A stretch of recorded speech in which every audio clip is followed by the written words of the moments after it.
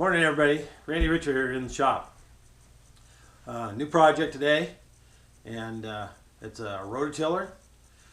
We use a RotoTiller quite a bit, and it's a rear tine Troy-built RotoTiller. We bought it 1982, brand new. Well, I guess I'm going to have to do some work on it a little bit. The rear drive for the tines is a worm drive type setup, but the seal started leaking pretty good. It's leaked a little bit here and there over the years, but it really puked out the old gear oil here this last few times. So I took it apart, and one of the other than new seals after 40 years. Let me turn that off. Oops. Scanner was on. Scanner's on because we're having fires. Listen, and usually I can get a little heads up on a fire that's nearby. Anyway, so biggest problem was, other than the seals are tired. There's lip seals. The shaft is really tired. Here's the shaft right there. This is 1.25 inches in diameter, but you can see where the seals have worn grooves in the shafts here on both sides. They're pretty bad, and I could weld them up and then remachine, but I've got some stock. I think it's just nicer and easier just to make a whole new shaft. So it's kind of an interesting shaft, tapered on both ends. It's symmetrical. It's 7 inches long, 1.25 inch diameter. It's 3 keyways. These keys are on the tapered part, 3/16 and a 1/4 inch key in the middle. The gear sits right here in the middle on that key. The tapered roller bearings on each side of that, and then the seals engage in this area here. The tine assembly, these stick out of the box, obviously, the housing, and then the tine assembly slips on here with a through bolt. So each end is also drilled, tapped, 1/2 inch 20. So nice little project, and we're gonna get you going on it. I'll show some drawings.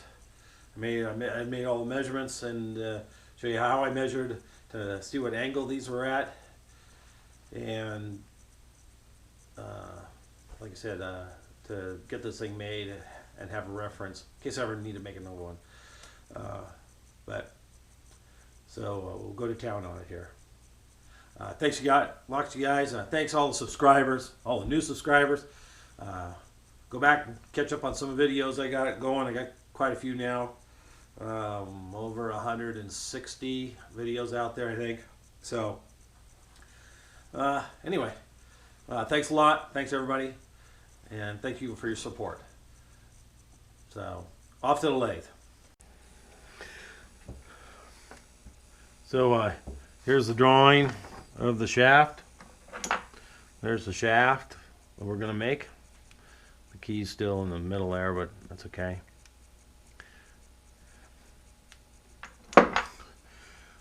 What I'm going to do is I'm going to drill this end and tap it, and I'm going to put a little counter bore on it with a 60-degree chamfer on the end for a center. Then we're going to flip it. We're going to do the same on this end. Drill, tap, and counter bore and chamfer. And then we're going to mount it between centers to do the rest of the turning. So let's get to it. Okay, let's get started.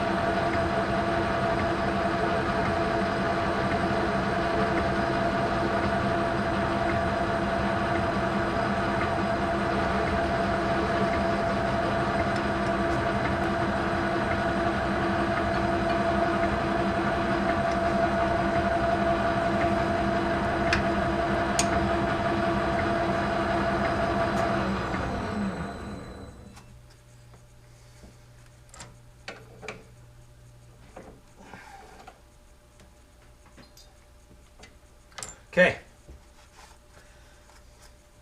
Now we're going to put a 60-degree point for the center, so we can put our center right dead center on that. Alright, got a high-speed tool bit in there, and we'll just got a nice little bevel on it.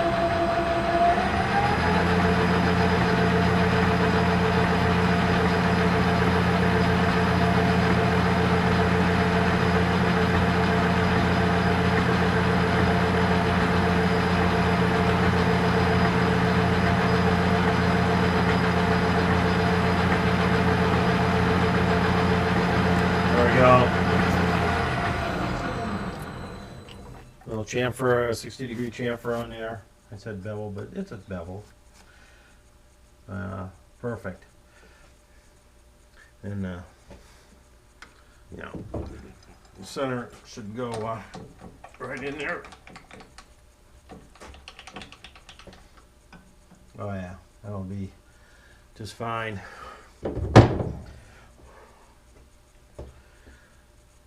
All right, so now what we're going to do is we're going to turn around, do the same to the other end, and we'll adjust it to the proper length also, 7 inches.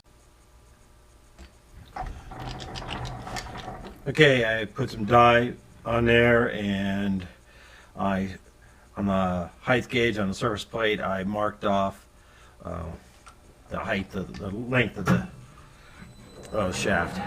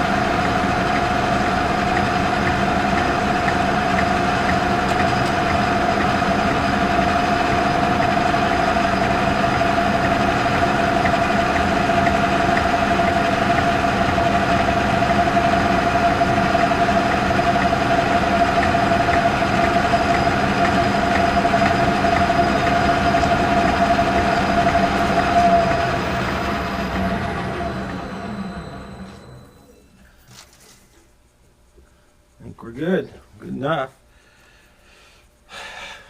Good enough. Okay, we're gonna do all the drilling and boring and threading, and I'll come back. I chipped the insert, so I re-ground it, and I tell you, it works. Actually, very nice. Now this is 316 stainless. And I'm just kind of whittling down. This is a little too big in the center here.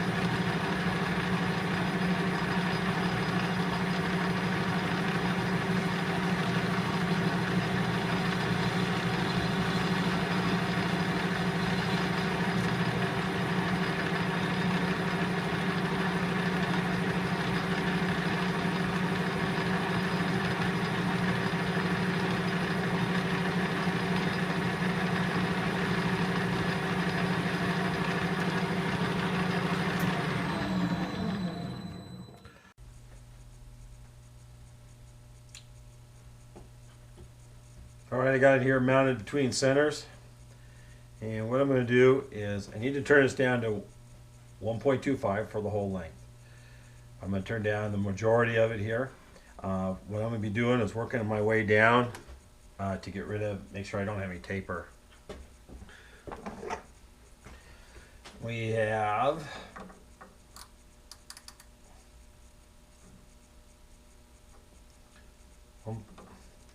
so 14365. 14365. So we've got quite a bit to take off, and should give us enough time to make a few cuts and get rid of any taper we have.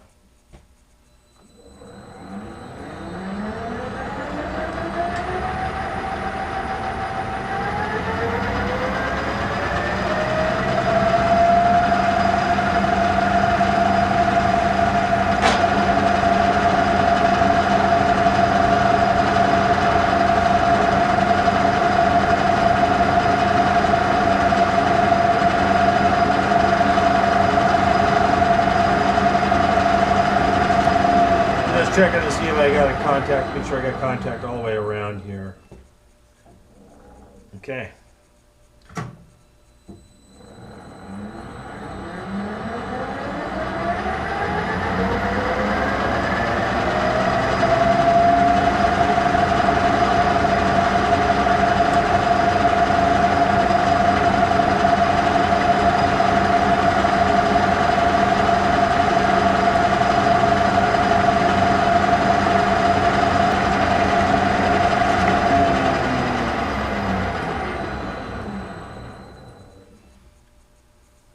Fairly good finish for fast feed rate.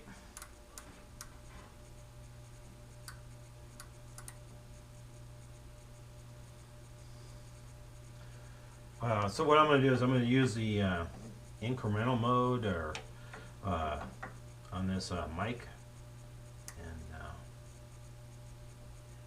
set that so we're 14260. We'll just put in incremental, and that's going to tell us how much difference we have here.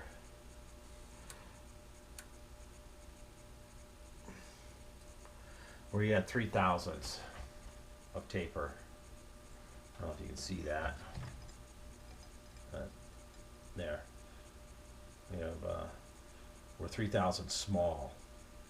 There's a, you can see the minus sign there. So we're 3 thousandths small on that end, which isn't very much really. So I'm going to try to get it. Since I do have plenty of material, so I'm going to try to we'll try to get that out. I need to push it over then about 1.5 thousandths. So.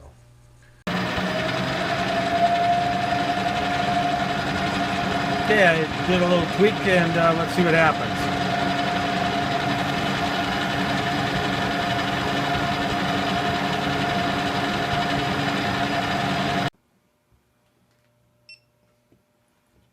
Okay, let's see what we got.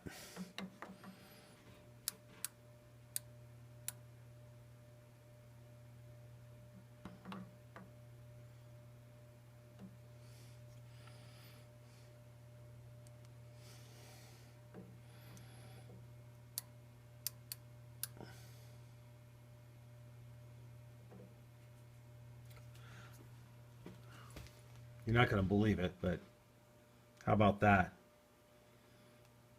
That's 0 to 5 decimal places. And I didn't even use a dial indicator. I think we'll leave it alone.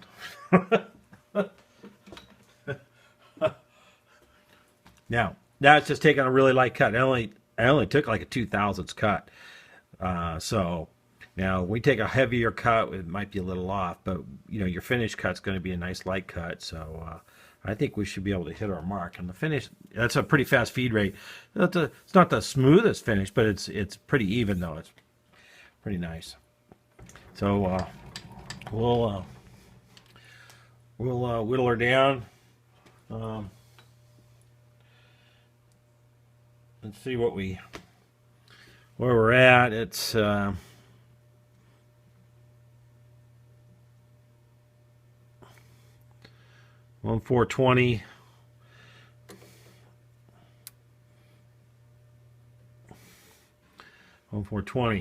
And there we're within 1.5 tenths. So we have 170 thousandths to come off of there.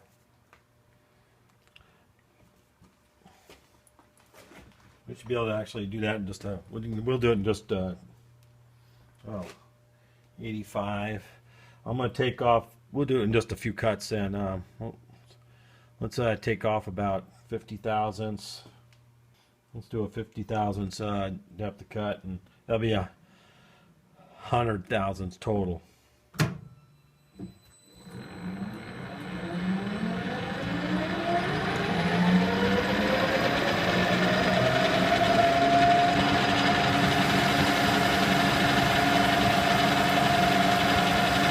I left it the same RPM and same feed rate. 710 RPM.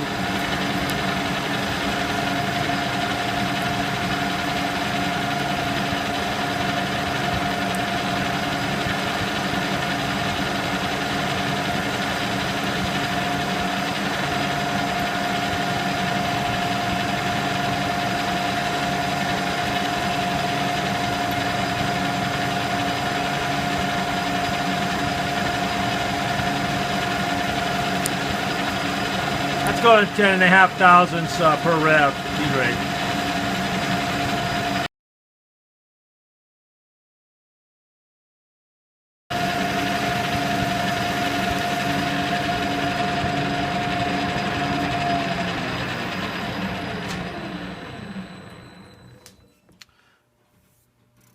Not bad, not bad at all. You know, for a rough cut, that's not bad.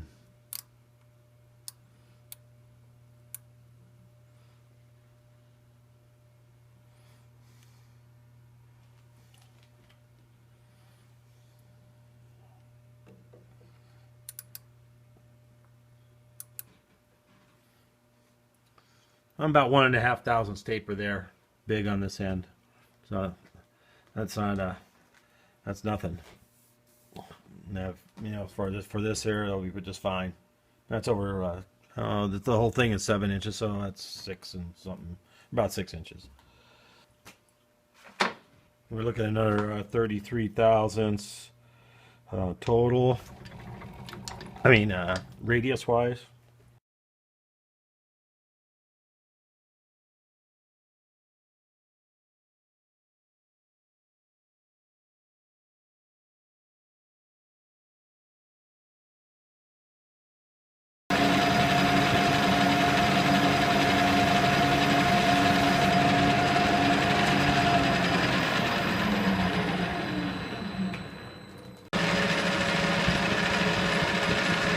All right, I got the speed up to about 850 here, and no vibration because of that dog. You know, you're in balance, so about as much as I can get. And change to the DNMG insert, and we're gonna take a light calibrating cut. We only need 26 total to come off, and we slow the feet rate down. So we're gonna see what kind of finishes we can get, and I'm gonna have to take a heavier cut than that though.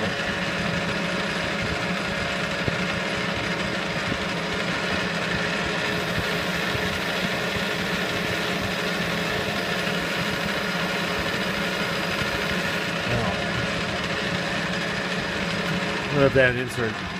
No.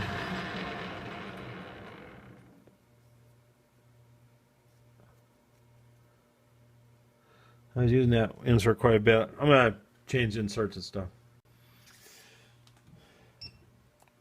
Okay, put one of those new Duratomic Seco inserts in. Let's see how it does.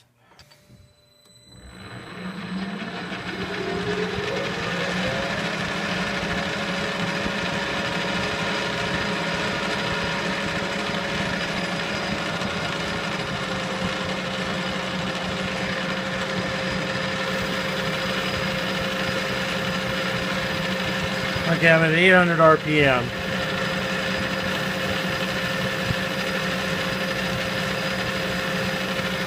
With a light cut. Looks like a beautiful finish. Another insert I'd used quite a bit, so that was dull on there.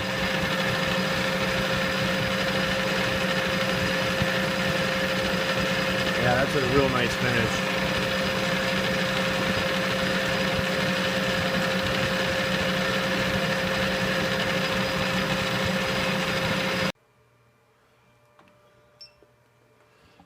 All right, we have 16 to go, and I'm going to take, that's total, so I dialed in 8.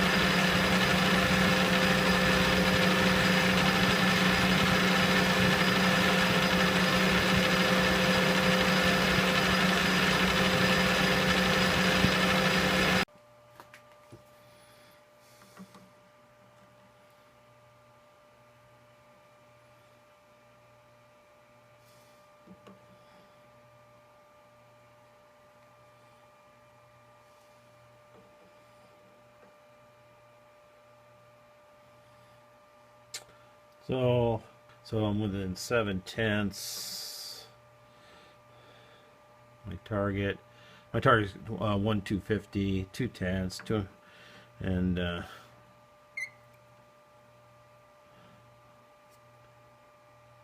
well, less than 1/10 there. So we're good. We're just fine.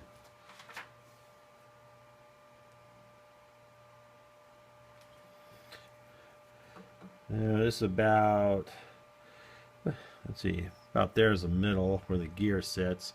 We're at 1/250, and I measured that thing over there. It's actually a little over one. The gear is a smidge over 1/250, 1/251 or so. So 1/250, we're good. That's right on what the other shaft is, and so that'll be good. We're right on the money, 1/250. So, and we're fairly straight. We're going to flip it around, finish it up with that, and unless I can figure out if I can cut my taper or not, I might have to chuck this up and cut the tapers. Okay,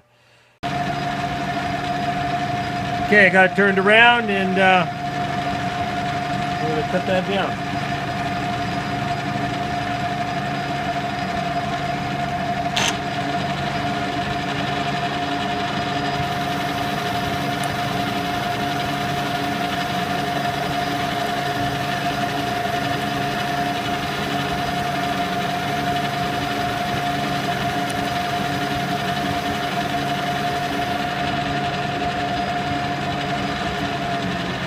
Cut.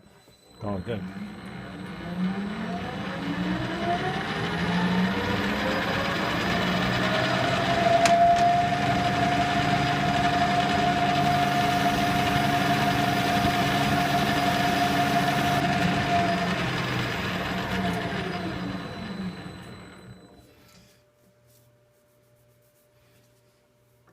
Just looks like a touch over, but it's all right.